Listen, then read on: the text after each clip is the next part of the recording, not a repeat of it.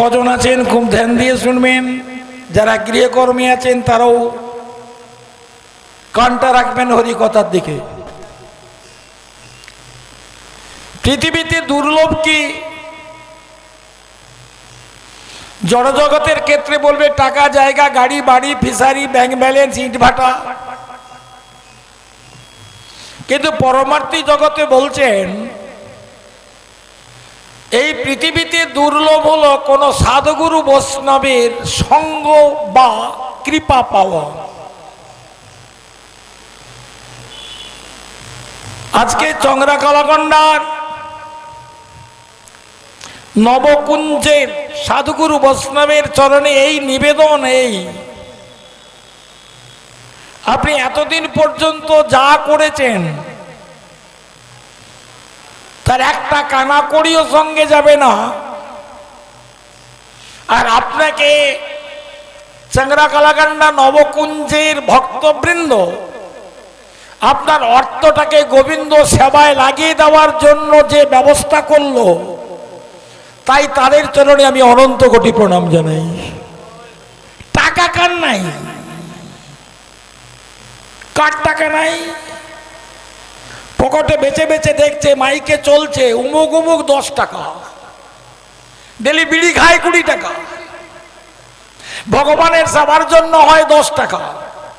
দিল তো, আর যেটা দিল সেটা ভগবান সুদ সমেত ফেরত দিয়ে দেবেন আপনাকে আপনার মৃত্যুর পরে শ্রাদ্ধের আগের দিন ঘাতক ক্রিয়ায়। নিতাই গৌর হরি, সুদ সমেত। চিটফান্ডে গেলে টাকা ফিরে না, ভগবানের গোবিন্দের চরণে সেবা দিলে অনন্ত গুণ হয়ে ফেরত আসে। ধ্যান দিয়ে শুনবেন, কথাটা একটু বলি। তাহলে পৃথিবীতে দুর্লভ কি? খুব ধ্যান দিয়ে শুনবেন। কেন জানেন?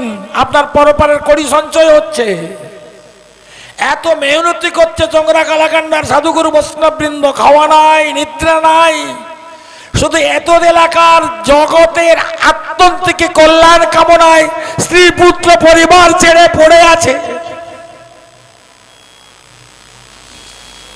আপনাকে ডাকলে আপনি বলবেন জনকালের 270 পাই, এদের মজুরি কে দেবে?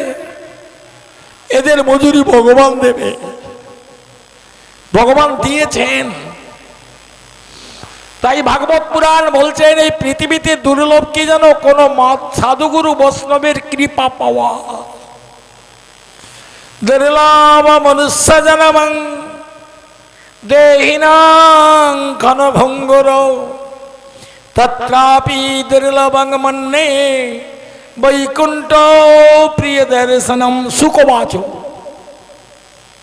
আধ্যাত্মিক চেতনাপ্রদ ভারতবর্ষের মাটিতে ব্যাসানন্দন আজন্ম ব্রহ্মচারী পরিব্রাজক শ্রীল সুখদেব গোস্বামী মহারাজ কুরুক্ষেত্রের হরিদ্বার বাড়ির ব্রহ্মকুণ্ডের তীরে 60,000 সাধকাদি ঋষিগণের সামনে বলেছেন, বুকের দম কত, বলেছেন এই জন্মে চিটিংবাজি করলে, 2 নম্বরই করলে টাকা, গাড়ি, বাড়ি, ব্যাংক ব্যালেন্স করা যায়, কিন্তু দুয়ার তলে হরিনাম বলবেন পূর্বজন্মের স্বীকৃতি। এই জন্মের কোন সাধুগুরু বৈষ্ণবের কৃপা না পেলে অসম্ভব।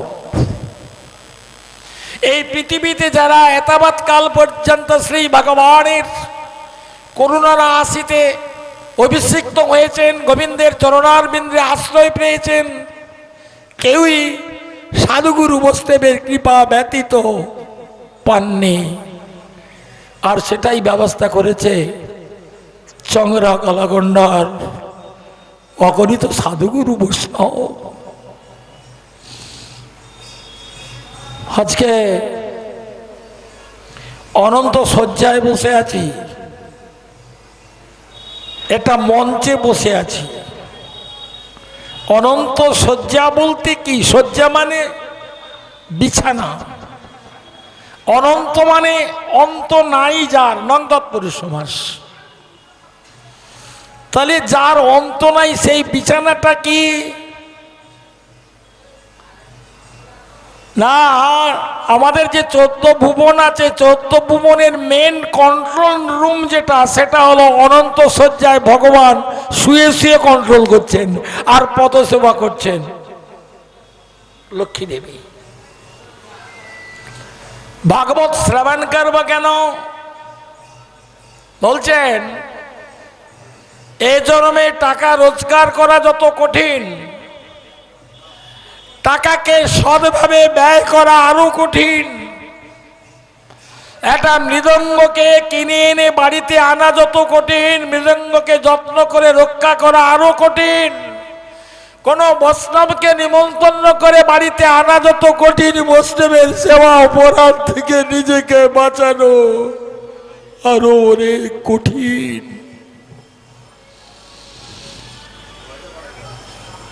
ভাগবত শ্রবণ, ভাগবত কি নিগম কল্পতরু গলিত ফলং সুখমুখাদমৃত তব সংযিতম পিবত ভগবত রসমালয় মুহুর রসিকা ভুরি ভাবুকা।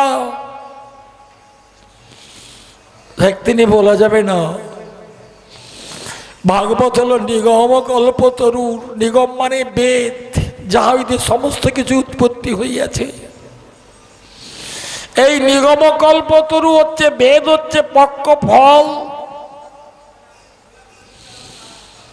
আপনার যদি ফল খাওয়ার ইচ্ছা হয়, গাছে যদি থাকে, আপনি গাছে উঠে পারবেন, পাকে কি কাঁচা বুঝতে পারবেন না। হাত না বাড়ালে আকসি দিয়ে পারবেন, পারতে গেলে আপনার শাখাচ্যুত হয়ে আপনি মাটিতে পড়ে যেতে পারেন। তাই বলছেন কি, ওই পক্ক ফল যদি কারো আস্বাদন করার ইচ্ছা হয়, তাকে গাছের তলায় বসে থাকতে হবে। বসে থাকতে থাকতে যদি কোনোদিন কোনো ঝড় ওঠে, সেই ঝড়ের দ্বারা পাকা ফলটা পড়ে গেলে তার মিষ্টতা বেশি।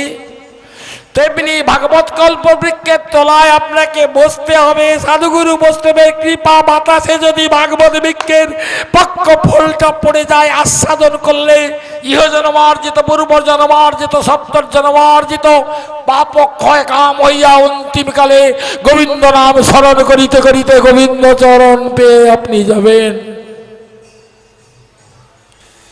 এমনই একটি কথা, দুর্লভ মনুষ্য জন্ম দেহিনাং। ভাগবত শুনবে কে?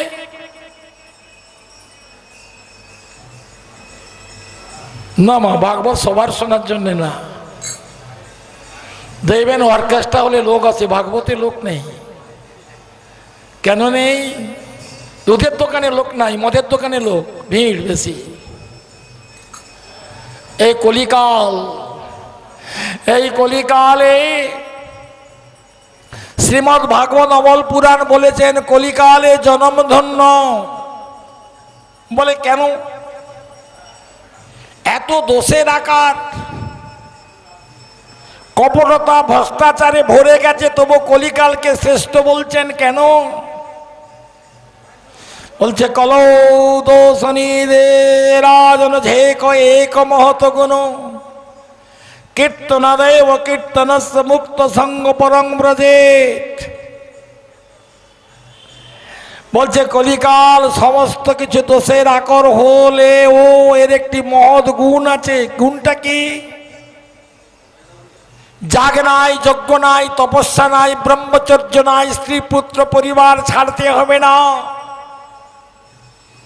কৃতে যদ্ধায়তে বিষ্ণুতে তাং যজতে মুখৈরা পরে পরিচর্যাং গলৌতরে হরিকীর্তনাথ। সত্য যুগে ধ্যান করে যে ভগবানকে পাওয়া যাবে কিনা নিশ্চয়তা নাই। ত্রেতা যুগে যাগযজ্ঞ করে ভগবানকে পাওয়া যাবে কিনা তার নিশ্চয়তা নাই। দাপরে পরিচর্যা করে ভগবানকে পাওয়া যাবে কিনা নিশ্চয়তা নাই। সেই কলিকালের মানুষ সেই ভগবানকে পাবে, যাগ করে নয়, যজ্ঞ করে নয়, তপস্যা করে নয়, ব্রহ্মচর্য করে নয়, দশে পাঁচে মিলিদারেতে বসিয়া কীর্তন করো সবে হাতে তালি দিয়া।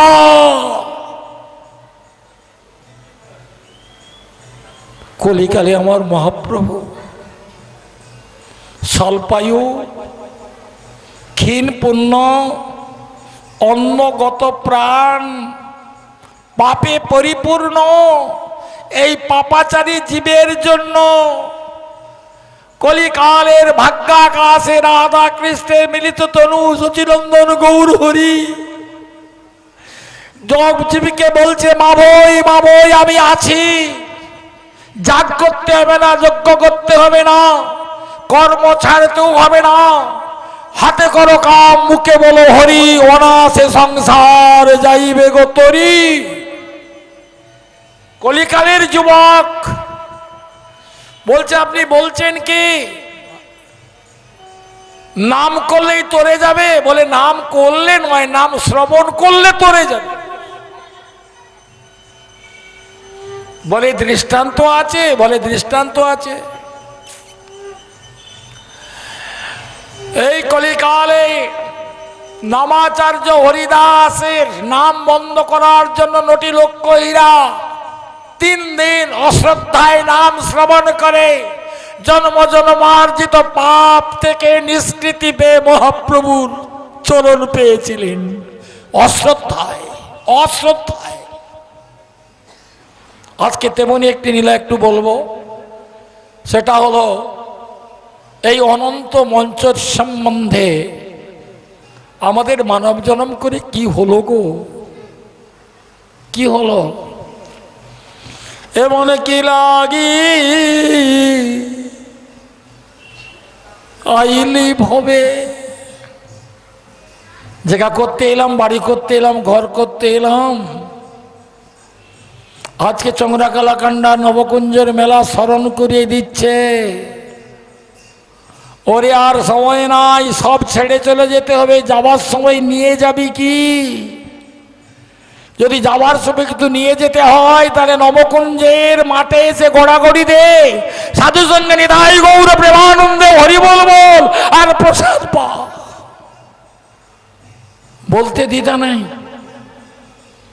যেই প্রসাদটাকে পেতে হলে তোমাকে নবদ্বীপে যেতে হতো, যেই প্রসাদ পেতে হলে তোমাকে নীলাচলে যেতে হতো, যেই প্রসাদ পেতে হলে তোমাকে নবদ্বীপে যেতে হতো, আর চংরাকালাকান্ডা সাধুগুরু বৈষ্ণবের কৃপায় সেই প্রসাদ তুমি এখানে পাবে। এটা আপনাকে ভাবতে হবে,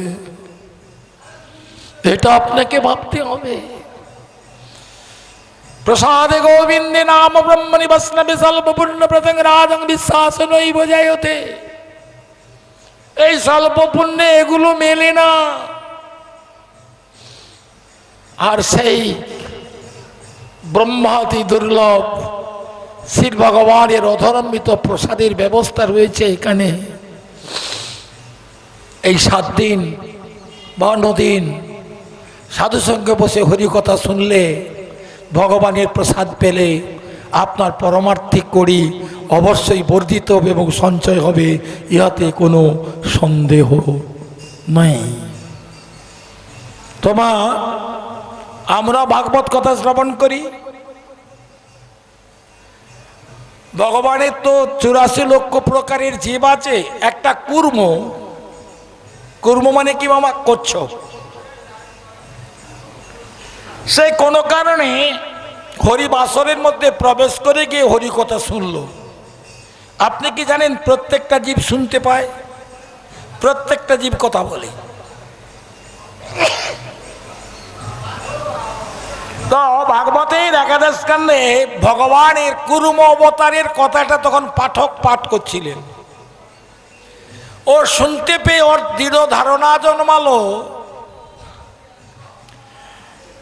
যে 84 লক্ষ জনই পরিভ্রমণ করে মানব জন্ম পাওয়া যায় এবং মানব জন্মেই কৃষ্ণ ভজন করা যায়। আবার ভগবান কাউকে ঘৃণা করে না, তিনি তো আমার মূর্তি ধারণ করেছেন কুর্ম অবতারে।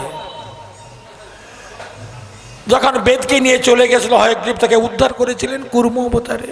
না, বলা ভুল বললাম। সাগর মন্থনের সময় মন্দার পর্বতকে পিঠে রেখে ভগবান কুর্মদেব অমৃত উত্তোলন করেছিলেন। এই কথাটা শোনার পরে তার ইচ্ছা জাগলো, আমি কবে ভগবানকে পাবো, আমি কবে ভগবানকে পাবো।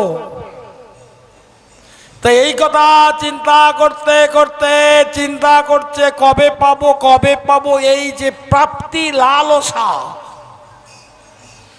একটা কুর্মের মধ্যে আবিষ্ট হয়েছে, চিন্তা করতে লাগলো আমি কবে পাবো। ভগবান বললেন সেধে যা, দরখাস্ত দিয়ে যা।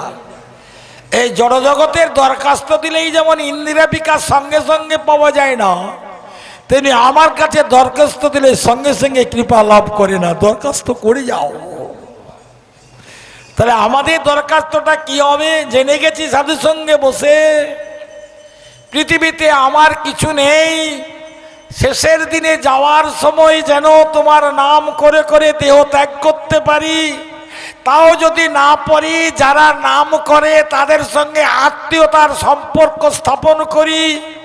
আবার মৃত্যু সংবাদ শুনে সেই আত্মীয় আমার কাছে এসে নিতাই গৌর হরি বল এই কথা শ্রবণ করতে করতে যেন দেহটা ত্যাগ করতে পারি। মরণকে ভয় নাই। আপনি যাবেন কি করে এখান থেকে? আপনার যাওয়ার গতিপথ কি? আপনাকে একাকে যেতে হবে, কেউ সঙ্গে থাকবে না। আর সেখানে টর্চ লাইটও নাই, ইমার্জেন্সি নাই, জেনারেটরও নাই। তোমার ভজন শক্তির দ্বারা যদি পথ আলোকিত হয়, সেই আলো ধরে ধরে তুমি গোবিন্দের চরণে পৌঁছবে। তা বলে অন্ধকারময় পুতিগন্ধময় নরকে যেতে হবে। ভগবান বললেন দরখাস্ত দিচ্ছিস দিয়ে যা, তোকে পরজন্মে আমি কচ্ছপই করব, তবে জায়গাটা পাল্টে দেব। কোথায়? তুই মরতে আছিস অনন্ত শয্যা যে বৈকুণ্ঠে, আমি তোকে সেখানেই কুর্ম রূপে পাঠাবো, কচ্ছপ রূপে পাঠাবো। তোর মনে থাকবে না, কিন্তু আমার সমস্ত কথা মনে থাকবে। তা এই করতে করতে একটা জনম চলে গেল। অনন্ত শয্যায় ভগবান কি শুয়ে আছেন? কার উপরে? অনন্ত নাগ, শেষ নাগের উপরে। আর পদসেবা করছেন লক্ষ্মী দেবী। পদসেবা কেন না? পদসেবা করলে কর্মফল জনিত শ্রম লাঘব হয়। ভগবান আছেন, আর ওই কর্ম একদিন ভাগবত শ্রবণ করার পরে তার বৈকুণ্ঠে জন্ম হয়েছে কর্মরূপে। পূর্ব সংস্কার অনুযায়ী ভগবানের চরণ পেতে চাইছে। তো আস্তে আস্তে করে যখন চরণ পেতে চাইছে, লক্ষ্মী দেবীর নজরে এলো। তো লক্ষ্মী দেবী তাকে ঠেলে ফেলে দিলেন।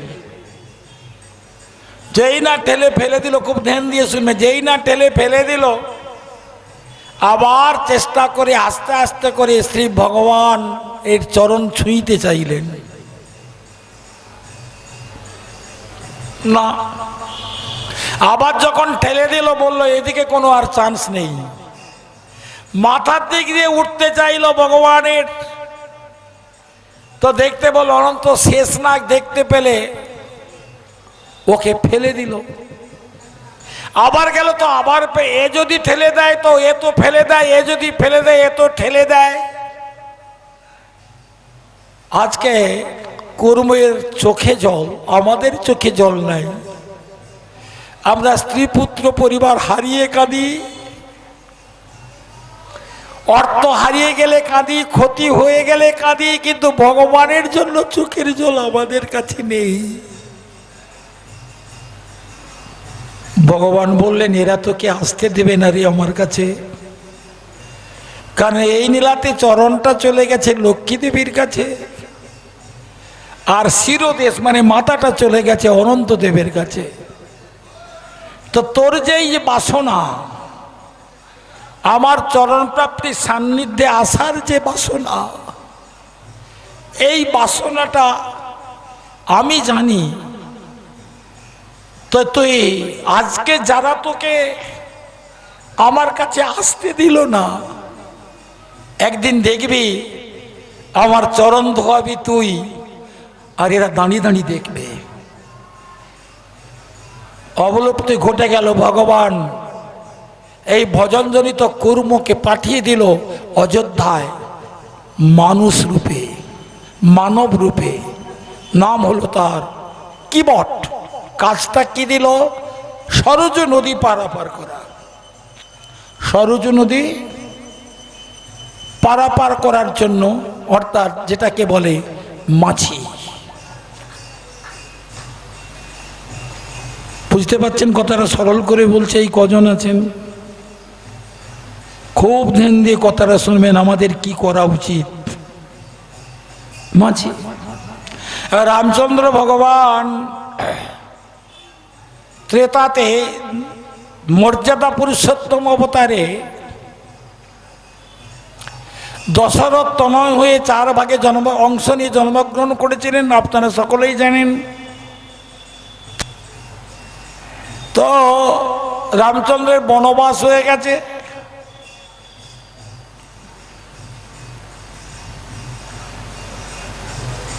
নরোত্তমে করে হয় না ঠেলিও রাঙা পায়।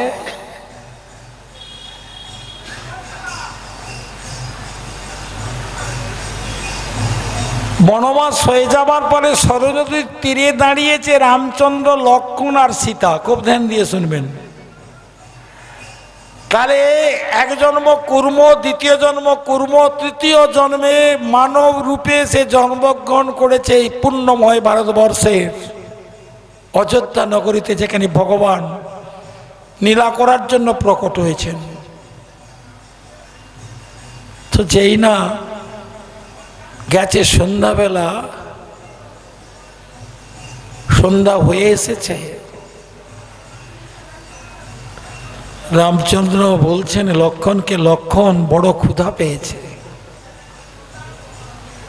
লক্ষ্মণকে দেখে তো বলছে, দাদা চিরদিন সমান কাহারও নাহি যায়। কালকে কত দাস দাসী ছিল তোমার পরিচর্যা করবার জন্য, আর আজকে তুমি বনচারী।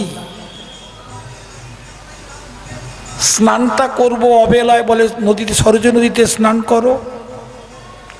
এখন দেখ, ভাগবত মানে কোনো গল্প না, বিজ্ঞান, শ্রেষ্ঠ বিজ্ঞান। স্নান করা পড়লেই ক্ষুধা পায় বেশি। ঠিক না বেটি? ঠিক না বেটি? কেন ক্ষুধা পায়? ক্ষুধা পাচ্ছে, স্নান করার পরে ক্ষুধাটা তীব্র হয়ে যায়। ওইটা যাবো না, এখানে ষড়দলের ব্যাপার আছে। ষড়দল দ্বিদল, মাথায় জল পড়ার পরে এটা বিষ বলে দিচ্ছে কিছু দে। আমাদের যে হিউম্যান অর্গ্যানগুলো আছে, ওই অর্গান, কিডনি সব সময় বলছে আমাকে জল দাও, আমাকে জল দাও, আমি পিউরিফাইড করবো। লিভার বলছে আমাকে খেতে দাও, ফুসফুস বলছে আমাকে রক্ত দাও, নিতাই গৌর আমি পাম। তো যেই না স্নান করেছে, ক্ষুধা পেয়েছে,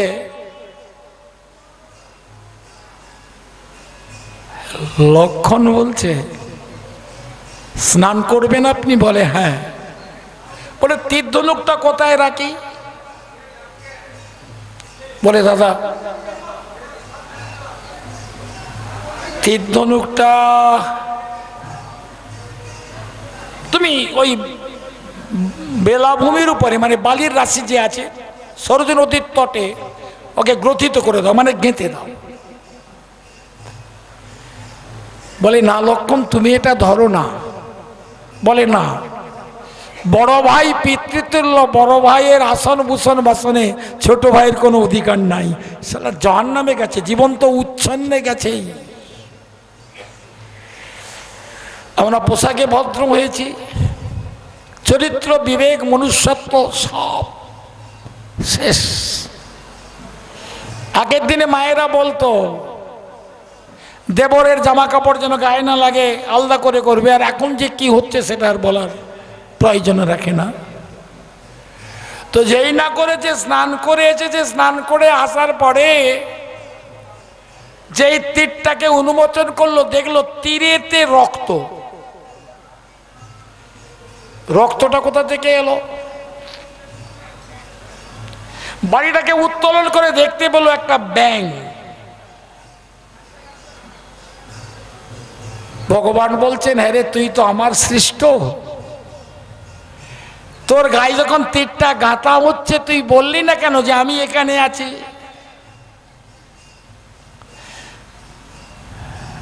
তখন ব্যাংকটা বলছে, আপনি সর্বত্র বিরাজমান, আপনি যখন আমার গায়ে তীরটা গঠিত করছেন আপনি জানতে পারেন না?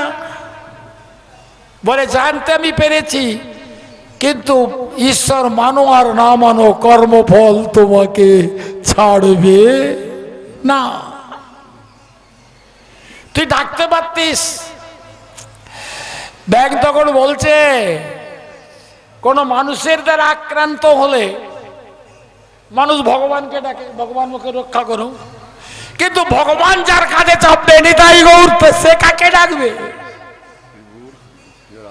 আদরে হাত বুলিয়ে দিলেন, সেই 5টা হস্তের আঙুলের চিহ্ন এখনো বিদ্যমান আছে।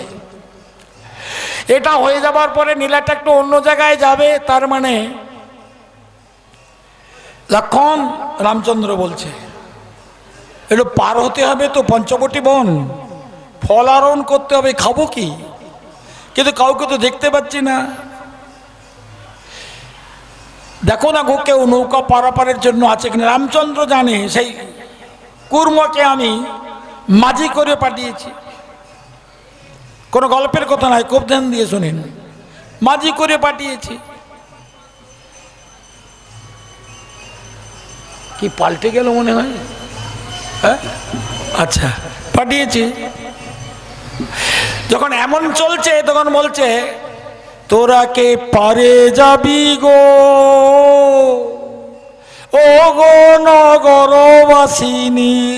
ভগবান বলছে না, মাঝি বলছে। আর এখানের মাঝি কারা? এই নবকুঞ্জের আত্মিক প্রচেষ্টায় এই জগজ্জীবকে ভবনদী পার করার জন্য নবকুঞ্জের আগমন। তারা হলো এখানকার মাঝি।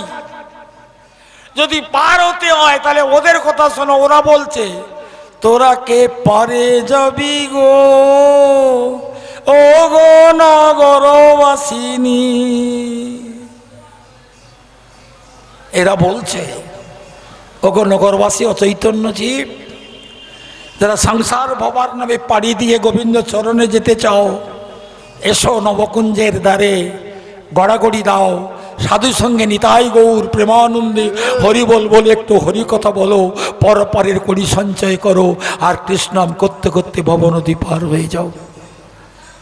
তো লক্ষণ দেখতে পেল একজন যেন বলছে, কাছে গিয়ে বলছে, খুব ধ্যান দিয়ে শোনেন, কাছে গিয়ে বলছে, এই পারে যাবি? লক্ষণ তো চিনেনি, পারে যাবি?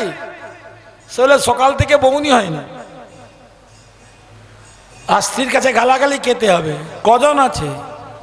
বলে 3 জন। বলে হ্যাঁ যাব। আস্তে আস্তে যখন রামচন্দ্রের কাছে কিবট, বোঝা গেছে যে আগে কুর্ম ছিল, সেই কিবট এসে, তার তো মনে নাই, ভগবানের মনে আছে, বেটা একে কৃপা করতে আমার কথা দেওয়া আছে। তো কিবট এসে বলছে, কে 3 জন? বলে এই যে সীতামা, রাম আর আমি। বলছে, তোমাদের দুজনকে পার করতে পারি, ওই দশরথকে ছেলে রামকে পের করব না। যে অনন্ত ব্রহ্মাণ্ডের মালিক তাকে বলছে পের করব না। রামচন্দ্র বলছে, লক্ষণ জিজ্ঞেস করে তো, কেন আমাকে পের করবে না? কেন আমাকে পের করবে না একটু জিজ্ঞেস করো। বলে এই কি বাত? বলে বলো। বলে আমার দাদা কি করলো, পের করবি না কেন? বলে তোর দাদার চরণের লক্ষণ বদনের লক্ষণ ভালো না, আমি চিনে গেছি, এই দশরথ তো নয় রাম। বলে কেন? এই চরণ পাবার জন্য কত মুনিষী যোগীন্দ্র আজন্ম তপস্যা করে, হেড মুন্ডে শুষ্ক তর্পণ করিয়া আমার দাদার চরণ পেতে চায়। আর বলে সে যার কাছে যার যেমন, আর মদের দাম মাতালের কাছে, দুধের দাম সাধুর কাছে না, গোয়ালের কাছে না, গোয়ালের কাছে না, গোলা জল ঢেলে দিল। খাটের তোলা থেকে 51 কোটি শিক্ষামন্ত্রী শিক্ষা দিচ্ছে আমাদের। কিরকম মন্ত্রী, কি শিক্ষা দিচ্ছে?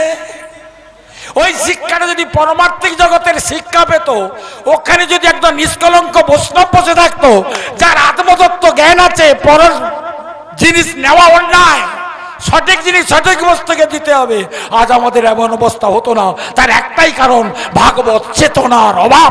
ওই গাধাগুলোকে এই পৃথিবীতে যত স্কুল আছে, শুধু কালাকান্ডা না, সই মাস্টারমশাইকে প্রণাম করে বলবো, মাস্টারমশাই চাকরি পাবো ঠিকই, কেন মনুষ্যত্ব বিবেক পশুত্ব পরিণত হয়ে গেছে। একে উৎকণ্ঠায় দিয়ে দেবত্বে নেবার জন্য স্কুল কথা ওরা বলবে না, নেড়া মাথা ছেঁড়া কাথা সাধু বলবে, আমার চৈতন্যের স্কুলে ভর্তি হয়ে যাও, তোর চৈতন্যের মতো মন ঘটে যাবে। আর কোন স্কুল আছে? আরে চরিত্রকে শোধন করার জন্য, বিবেককে জাগ্রত করার জন্য তুমি কে, কেন এসেছো, তোমার কর্ম কি, মৃত্যুর পরে তুমি কোথায় যাবে, কোন স্কুল বলবে? এই স্কুল বলবে মাইনা পা, ঘুষ রে, চাকরি কর, বাম্মাকে ছেড়ে দে, হরিয়া হরিয়া কেউ নাই, দেনা মাথা ছেড়া কাতার দল, ওদের দলে মিশিস নি। এ কি হচ্ছে, এটা কি? খুব ধ্যান দিয়ে কথাটা শুনবেন। বলে ভালো নয় কেন? বলে তো দাদা চরণের ছোঁয়া পেয়ে অহল্যা পাষাণ থেকে উদ্ধার হয়ে গেছে। এই নৌকায় যদি তোর দাদা চরণটা উঠে যায়, নৌকাটা যদি পাষাণ হয়ে যায়, খাবো কি? বউ লাথি মারবে, গালাগালি করবে।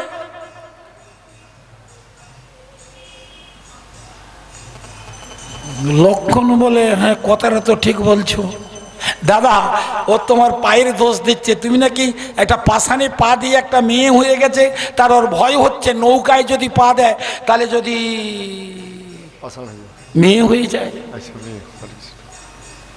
ওকে বল পাটা ধুয়ে দিতে বল, পাটাকে পদধৌত করতে বল। আচ্ছা আমরা ধৌত করে বৈষ্ণবের চরণামৃত, গুরুদেবের চরণামৃত কি করি? সে নরোত্তম তোর জ্ঞান হচ্ছে, তুই লেও, আর 3 মাস করে খালে ফেল দেয়। আরে না না, এখানের কথা আমি তমলুকের কথা বলছি, এটা ভালো। তো অপরাধ নেবেন না, এইটু কথা বলে নেই। এই যে কিছু বাবাজি আছে আমাদের গ্রুপের আর কি, পাটা ধোয়াইতে পারলে যেন পা লাচায়, কি করলু মুই। হরে কৃষ্ণ। মন্ডলীর কথা, আমি পান সুপারি নাই কেন? এই পান সুপারি দৌনি কেন? আরে পান সুপারি সম্মান আটকে গেছে। কথাটা ভাববেন, একটু চিন্তা করে ভাববেন কথাটাকে। বৈষ্ণবের চরণামৃতে পুরুগ মোর দেও, পা যে তুই বাড়িয়ে দিলি, এগুলো বলবো না, বলবো না, কেউ এসে বলে ধরে ফেল।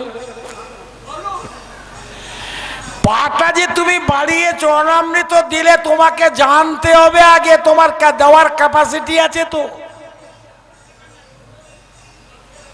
জড়জকে দৃষ্টান্ত দিয়ে বলি, কেউ একজন সাইকেল করে ইট নিয়ে যাচ্ছে, 100 ইট,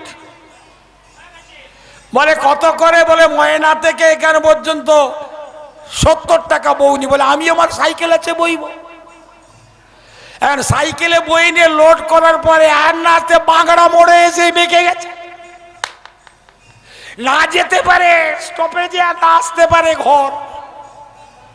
তাহলে বলাটা উচিত ছিল, ওর দেখাটা উচিত ছিল যে সাইকেলটাতে 100 ইট বইছে, তার টায়ারটা কত দামি, টিউবটা কত দামি, তার স্প্রোক আলাদা। তোর ভজন নাই, সাধন নাই, কিছু নাই, একজনকে পা বাড়িয়ে ধুইয়ে দিলি খালে যাওয়ার জন্যে। যদি এইটা গোবিন্দকে দিয়ে দিতে পারিস তাহলে বেঁচে যাবি, তাহলে শেষের দিন এইরকম হবে যেমন আমার হবে, এরকম ক্ষমার অপব্যবহার। রামচন্দ্র বলছেন পাটাকে প্রক্ষালন করে। এখন পাটা অনেকটা নীলা, পাটা প্রক্ষালন করেছে, করার পরে লক্ষণ তো গুরুতত্ত্ব বলছে, লক্ষণ এটাকে আমি কি করব? বলে এটাকে তুই মাটিতে ফেলে দে, ওই যেমন আমাদের ঘরে করে আর কি, ধোয়াইতে হয়, ধোয়াই দিয়ে ফেলে। তার জ্ঞান নাই, জ্ঞান নেই মানে কি? ধোয়ানোর একটা কারণ আছে, সেটাও একটা কারণ আছে না। বৈষ্ণবের চরণ ধৌত করতে গেলে বৈষ্ণবের বদনে তাকানো যাবে না, তাকালেই মরে যাবি। মরে যাবি মানে নরোত্তম কবে বৈষ্ণব হলো? এর পা ধোয়াই জুতো বিড়ি খায়। হরে কৃষ্ণ, ছেড়ে দেবো লাইনটা, হরে কৃষ্ণ, হরে। আপনি চরণটা ধৌত করবেন, বৈষ্ণবের চরণ, বদনে তাকাবেন না, তাকালেই তার স্বরূপটা প্রকাশ পেয়ে যাবে, আপনি নরকে যাবেন। বলে আপনি এটা কোথা থেকে বলছেন, কোথা থেকে বলছেন, কোন গ্রন্থ থেকে বলছেন? আরে গাধা, গ্রন্থ তো তুই কিছু বুঝুনি। এ পঞ্চায়েতকে যদি বৈষ্ণবের পা ধুয়াইতে বলে, জামাইকে যদি বলে এই করতে আসছি আমি, অনন্ত ব্রহ্মাণ্ডের মালিক ভগবান শ্রীকৃষ্ণ যুধিষ্ঠির ধর্মযজ্ঞে দেখিয়ে দিল, যেই এসেছে পাদ প্রক্ষালন করেছে, বদনের দিকে তাকায়নি, তাকালেই তুই বৈষ্ণব অপরাধে পড়ে যাবি। আর না তাকে যদি বৈষ্ণবের চরণামৃত নিতে পারো, সর্বশাস্ত্র বলেছে যেই রোগটা সারেনি, দুরারোগ্য ব্যাধি, কুষ্ঠ ইত্যাদি ইত্যাদি, সেই ব্যাধিটা ওটা অভিশাপগ্রস্ত ব্যাধি, হয় পিতামাতার, সাধুগুরু বৈষ্ণবের। তাই এই অভিশাপগ্রস্ত ব্যাধিটাকে সারাতে হলে আর কোনো ঔষধ নাই, বৈষ্ণবের চরণামৃতে সারলেও সেরে যেতে পারে। প্রমাণ ভগবতী দশম স্কন্ধে কালিয় নাগ লীলায় বিষদর্পী রাজা রোগ সারেনি, যন্ত্রণায় মরে যাচ্ছে। আসপাক থেকে আরম্ভ করে মেদিনীপুর যত ছিল সব শেষ, ভেলোর শেষ। পালা চাইটে ভগবান ভগবান কিছু নাই, কোনো অসুবিধা নাই। বেটা রোগ হচ্ছে, ভেলোর চলে যাব, প্লেনে চলে যাব। খেচেলিয়া চলে গিয়া যখন ভেলোর বলল আর দিন 15 থাকবে, তখন তুলসী তলায় এসে বলে ভগবান তুমি আমার করলে কি? একটা বেটা সেদিন বুঝলো অর্থ দিয়েও ভগবানের রোষ থেকে বাঁচানো কে বেঁচেছে বাবা? বাঁচানো যায় না, বাঁচার সম্ভব না। তাহলে বৈষ্ণবের চরণামৃতে পুড়ুক মোর দেহ, মোর বংশে বৈষ্ণব নরোত্তম গিয়ে গেছে। কি লেখাপড়া ছিরি! বৈষ্ণবের চরণামৃতে পুড়ুক মোর দেহ, মম বংশী বৈষ্ণব নিন্দা। আজ এ জাতির যা অবস্থা, জীবন তো উচ্ছন্নে গেছেই গেছেই, আর কত বাকি? শোনো একটু ভগবানের কথা। ভগবানের কথা শুনলেই তোমার আত্যন্তিক কল্যাণ হবে, আর দ্বিতীয় কোনো রাস্তা নাই, রাস্তা নাই। লক্ষণ বলছে তুমি ওটা মাটিতে ফেলে দাও, আমি মরি তোর জ্বালায় তুই মরু, আমার জ্বালায় মরু, সর্বনাশ চাস। কি বোর্ড বলতেছে লক্ষণকে? বলে কেন? বলে কতগুলা স্টোন চিপ পড়ে আছে, এতগুলা যদি মেয়ে হয়ে যায় তাহলে ঘরে তো এতগুলা বউ, নিতাই গৌর। মানে তুই যা ইচ্ছা তাই কর। আস্তে আস্তে করে সেই বৈষ্ণবের পাদদকটাকে নিয়ে, না ঘরে তো কিছু জুটেনি, কিছু হবে না, এটা স্ত্রীর জন্য নিয়ে যাই। আমাদের মায়েরা তবু বাদশা লেজিয়ে শুয়ে থাকে, মদ খেয়ে একটু ধরো। কোন পুরুষকে দেখিনি স্ত্রীর জন্য প্রসাদ বয়ে নিয়ে যায়। কাচিত কাচিত করছি, কাচিত। যুগলে যুগল ভোজন হবে কি করে? কাচিত। তো কেউ ধ্যান দিয়ে শোনেন, অনন্ত মঞ্চের লীলা চলছে, অনন্ত ভগবান শুয়ে আছেন, সেই কথাটাই চলছে। তো আস্তে আস্তে করে ওটাকে রেখে দিয়ে বলছে নৌকায় উঠি, বলে ওঠো। তো যেই না নৌকায় উঠেছে, এ গান ধরেছে কে? মাঝি। রঘুপতি রাঘব রাজা রাম পতিত পাবন সীতারাম। রঘুপতি রাঘব রাজা রাম পতিত পাবন সীতারাম।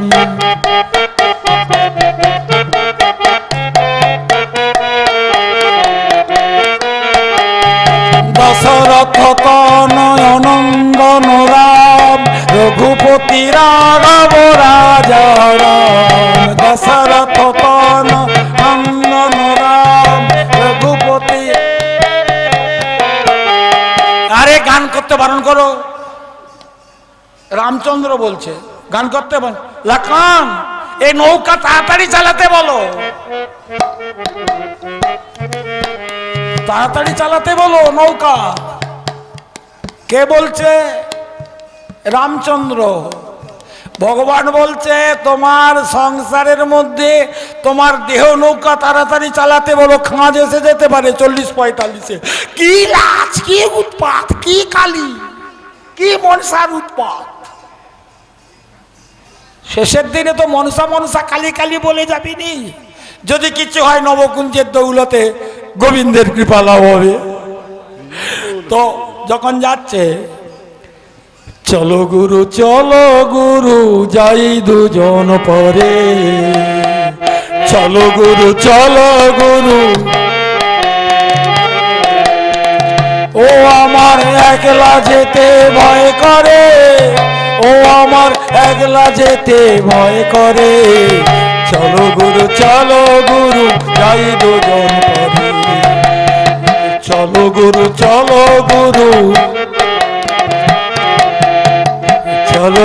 চলো গুরু।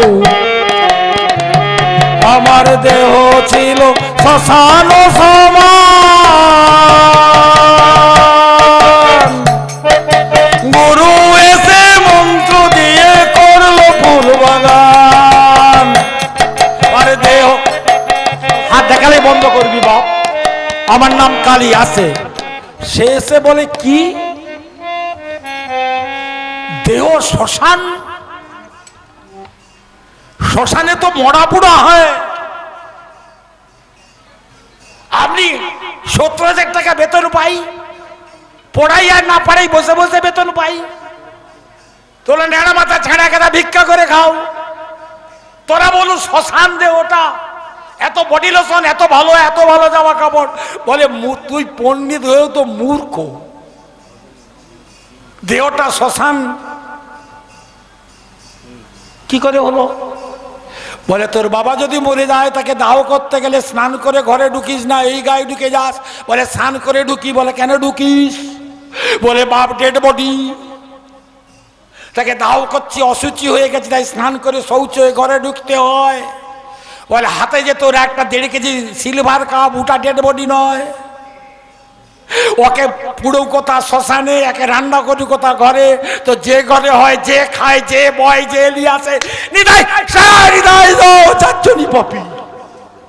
কথাটা মাইকে যাচ্ছে, আমি বলিনি, গ্রন্থকুলে দেখো বিশ্বদেব বলে গেছে কথাটা, বিশ্ব যুধিষ্ঠির সংবাদে, যে গৃহে এই অমেদ্য কুমেদ্য বস্তু রান্না হয় আর যে গৃহে এগুলোকে ভক্ষণ করে, ওগুলো শ্মশান সদৃশ। যে গৃহে বৈষ্ণবের আগমন নাই, যে রাধা গোবিন্দের ছবি নাই, এখন ঘরে যে দেখবেন সব প্যাঁচ, পিচ্ছাপ করবে প্যাঁচ, পায়খানা করবে প্যাঁচ, ভাইয়ে ভাইয়ে প্যাঁচ, দাদায় দাদায় প্যাঁচ, ভাসুর বৌমায় প্যাঁচ। সবে যদি প্যাঁচ হয়, সরল করে আনবে কি করে ভগবান? আর সরল করার একটাই রাস্তায় আছে, গাও পুন পুন গৌরাঙ্গের। সবাই নাই গেছি, সরল করিয়া মন। এই যে এইখানে ভগবান বসে আছে না, এটা কি বলতো? কাঠ। আরে পাকা কাঠগুলা কোথাও? সে জাল নিয়ে ঢুকে গেছে। সরল হয়েছে বলে গোবিন্দ বসেছে, সরল তবে গোবিন্দ বসে। হরিধ্বনি হলো না নিতাই? যতবার বলবি ততবার লাভ। দিহেতে ওইটা, এই যে চিপটা আছে না, লোড হয়ে যাচ্ছে। যে চিপটা আছে না, ওটাতে লোড হয়ে যাচ্ছে। তো দেহ ছিল শ্মশান সমান, গুরু এসে মন্ত্র দিয়ে করলো ফুল বাগান। দেহ ছিল শ্মশান সমান, গুরু এসে মন্ত্র দিয়ে, আর সেই বাগানে ফুল ফুটেছে। আপনি নরোত্তম, এটা কি ললাটে কে? আর এখানে ললাটে কেশব নারায়ণ মাধব গোবিন্দ বিষ্ণু মধুসূদন ত্রিবিক্রম বামন শ্রীধর ঋষিকেশ পদ্মনাভ দামোদ।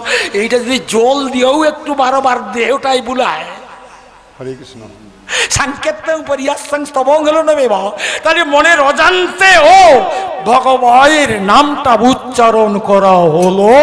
বিষ্ণু নাম স্মরণ মাত্রেন নিষ্পাপ জায়তে নর, হরিনাম স্মরণ করলে পাপ